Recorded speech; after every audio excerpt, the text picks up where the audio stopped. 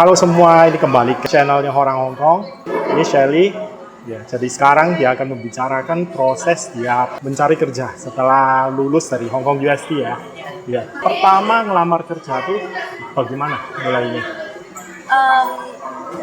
1 tahun dari daftar, kita masuk kuliah sekitar bulan 9, Bulan 9. lulus sekitar bulan 5. Tapi beberapa bulan sebelumnya sudah banyak teman-teman atau senior-senior yang merekomendasikan untuk cari kerja sekitar bulan Desember atau Januari. Oh, kenapa ya? Karena memang proses seleksi buat masuk company itu nggak gampang. Dari sekian banyak mahasiswa yang di Hong Kong, yang diterima cuma berapa sih? Company yang di Hong Kong ada berapa sih? Gitu. Jadi memang supaya aman, sekitar Desember, Januari itu sudah harus mulai persiapan CV, persiapan cover letter dan segala macamnya gitu. Biar nggak terlambat lah.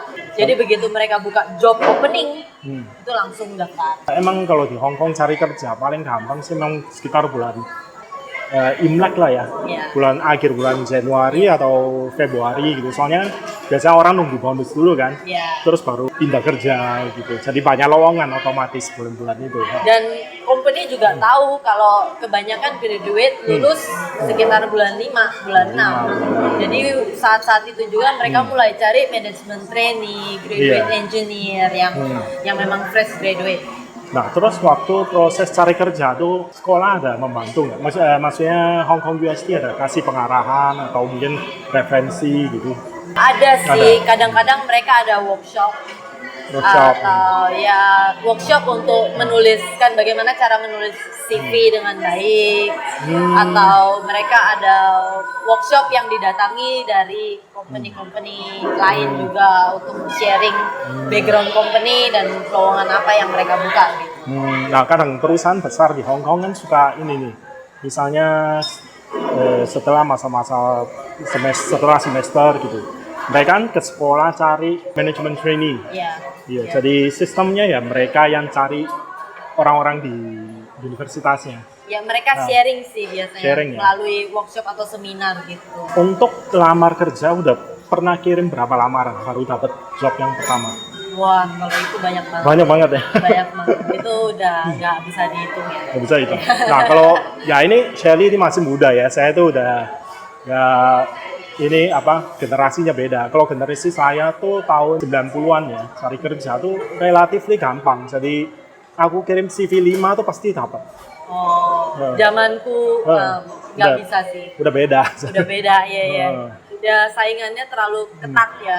Jadi kirim CV mungkin bisa 10, 20 baru ada 1 atau 2 panggilan. Terus interview berapa kali baru dapat? Interview cuma 1 kali tuh. Oh iya, bagus lah, udah termasuk hebat nih. Boleh ceritain nggak waktu proses interviewnya tuh bagaimana? Misalnya biasanya orang kan interview 2 kali nih udah bisa masuk kerja. Terus kalau Shelly gimana? Kebetulan dia langsung panggil saat itu juga. Jadi di hari yang sama mereka bakalan ngasih written test juga. Setelah written test selesai ada sesi interview. Dari situ selesai, nunggu kira-kira 1-2 mingguan sebelum dapat jawaban, kurang lebih. Waktu itu sih seperti itu. Berarti interviewnya cuma sekali doang ya? Iya. Daftarnya banyak tapi daftarnya banyak. Tapi tesnya itu apa aja? Kalau aku cerita sedikit ya, dulu aku ya, kan background saya IT. Itu saya tes waktu itu untuk network engineer. Tapi tahu nggak yang dites apa? Ngetik. Iya, typing speed. Iya, terus pikir-pikir, wah ini lamar sekretaris sama engineer. Ya tapi emang sih kalau di Hong Kong kadang, ya misalnya kalian kalau ada kesempatan kerja di Hong Kong tuh, jangan kaget, kadang-kadang tesnya itu yang nggak relevan gitu ya. Unik. Tapi kalau kasusnya Shelly itu ya normal-normal aja ya. Karena saya juga dari civil engineer ya, jadi tesnya masih berhubungan dengan civil engineer juga, masih berhubungan dengan technical skill juga ya. Masih wajar. Ya, masih wajar. Tapi interviewnya pertama kali misalnya ketemunya sama mungkin HR dulu gitu. Ya, terus baru kepala departemen.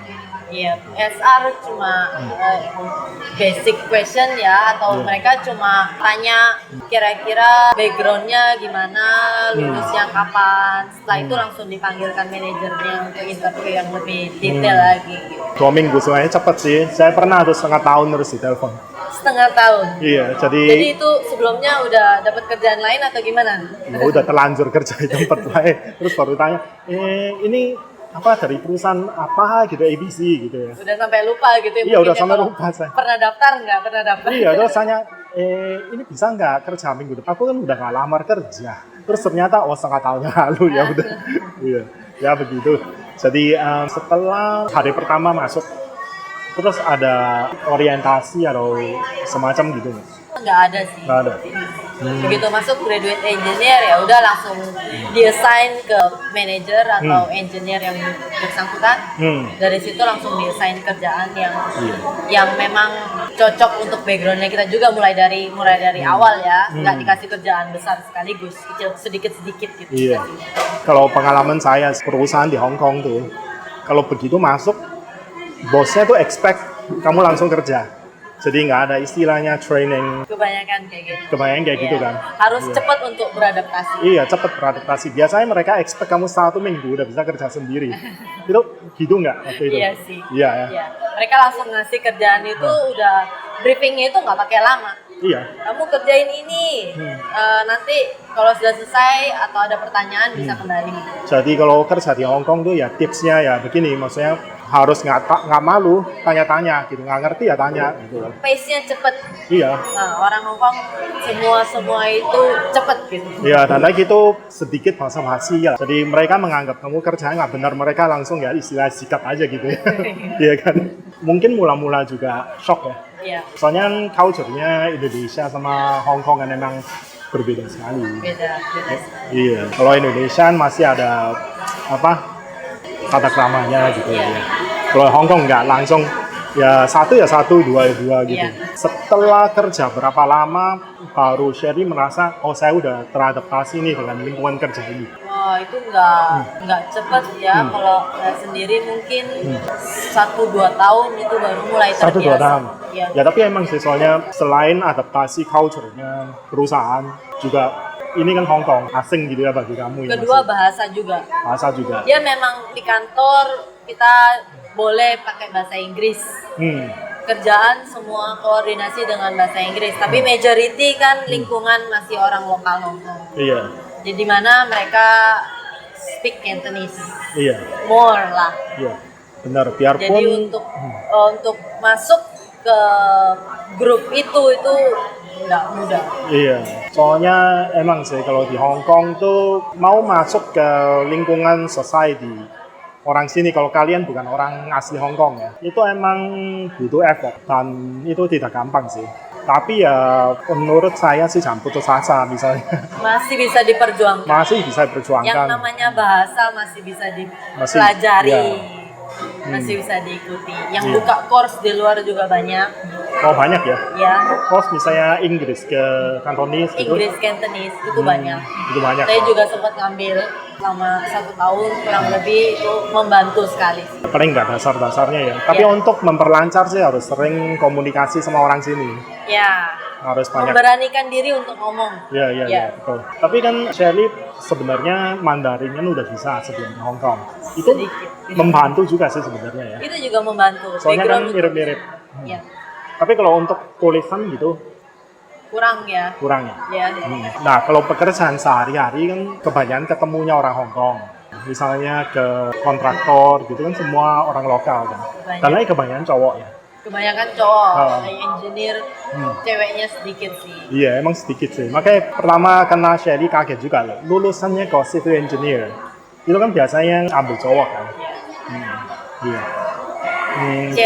Challenge ya. Tapi ya so far so good lah ya. So far so good, masih enjoy di engineer. Tapi ada advantage nggak? Kamu sebagai orang asing, perempuan lagi di bidang ini, ada advantage? Nggak ada advantage khusus, sebenarnya sama aja, saingannya sama aja. Bahkan mungkin harus kerja keras lebih, karena biasanya yang lebih di-appreciate otomatis kan cowok. Misalnya kalau ada sesuatu yang berhubungan dengan lapangan, karena mereka lihat oh kita cewek, jadi mungkin mereka lebih mengutamakan yang cowok untuk lapangan ya. Anggapannya kayak kerja yang lebih keras. Oh iya. Tapi sebenarnya kita juga bisa ngelakuin itu gitu. Iya. Tapi kan saya pikir kalau saya cowok, kalau misalnya di paman saya kan cowok semua, tiba-tiba ada cewek gitu, kan kayaknya istilahnya kayak lebih mengalah gitu. Lebih ya kalau ada berat-berat ya udahlah kita yang kerjain gitu. Ada nggak sih teman-teman kerjain kayak gitu? Ada aja, kadang-kadang ada aja. Tapi ya namanya kita juga, yang penting kita bisa membuka lah. Maksudnya kita juga dari awal bilang, oh kita bisa kerjain, kenapa enggak gitu. Iya, oke. Nah terus nah kan sekarang kan Shelly itu kan udah married, suaminya juga orang Indonesia yang kerja di sini tapi udah pindah di Singapura ya. Udah. Iya, makanya saya nggak bisa wawancarain dia. Bagaimana ketemunya, boleh cerita nggak? Wah, ketemunya udah lama, ketemunya waktu masih di Indonesia. Oh masih di Indonesia. Kebetulan dia senior aku di university. Dan kita ambil master degree di negara yang berbeda. Taiwan ya dia ya? Dia di Taiwan, aku di Hong Kong. Setelah mulai kerja, setelah lulus, dia baru nyusul ke Hong Kong. Nah untuk Felix tuh, dia kan lulusan Taiwan. Untuk ke Hong Kong adaptasinya lebih berjuang lagi dia ya? Ya kurang lebih sama ya, namanya juga baru pertama kali ke negara lain. Semua harus mulai dari nol dulu. Bahasa juga benar-benar berbeda, culture juga lumayan berbeda. Soalnya gimana pun Taiwan, Hong Kong culture-nya emang ada perbedaan sih. Apalagi culture kerja di sana lebih santai ya. Ini pengen tanya nih tentang Felix. Dia kok pengen pindah ke Singapura untuk berkarya di sana instead of Hong Kong. Kebetulan dapat kesempatan aja kerja di sana. Jadi pikir-pikir nggak ada salahnya juga, itu kesempatan bagus. Pindah. Untuk Shelly sendiri sebenarnya lebih suka kerja di Hong Kong atau di Singapura sebenarnya? Untuk kamu sendiri? Sekarang masih belum tahu. Belum tahu ya? Iya. Tergantung juga nanti kerjaan bawa kemana gitu. Tapi saya sendiri untuk mencoba ke negara lain itu juga ada keinginan tersendiri juga. Iya, benar sih. Jadi biar lebih banyak pengalaman. To expand experience gitu. Kedepannya tuh pengen gimana gitu ya?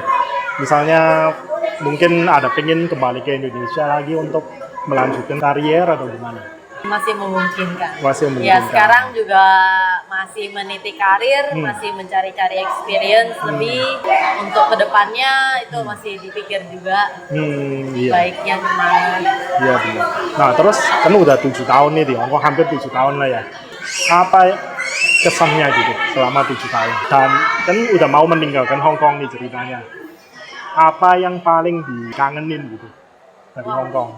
7 tahun lumayan lama ya. Iya lumayan lama. Apa yang bakalan dikangenin bakalan banyak banget. Lingkungan. Di Hong Kong sangat convenient sekali gitu. Dan beberapa teman juga udah ada di Hong Kong. Bakalan ninggalin itu ya agak berat juga pasti ya. Ada pikiran. Ya tapi kan sekarang istilahnya udah permanen di sini. 7 tahun di Hong Kong udah permanen nih. Jadi ya kalau ada kesempatan lagi bekerja di Hong Kong kan tinggal berangkat aja gitu ya. Why not gitu. Misalnya untuk teman-teman gitu ya. Mereka tuh ada saran apa buat Shelly? Mereka semua wish all the best aja sih. Wish all the best. Saya juga sih wish all the best. Ya istilahnya masih muda Shelly ini jadi ya coba-coba aja, why not gitu ya. Iya, semua juga mendukung, nyuruh untuk stay juga enggak. Mereka masih open. Kita sampai sini dulu. Terima kasih ya Shelly udah mau masuk ke channel kita. Oke, terima kasih. Bye.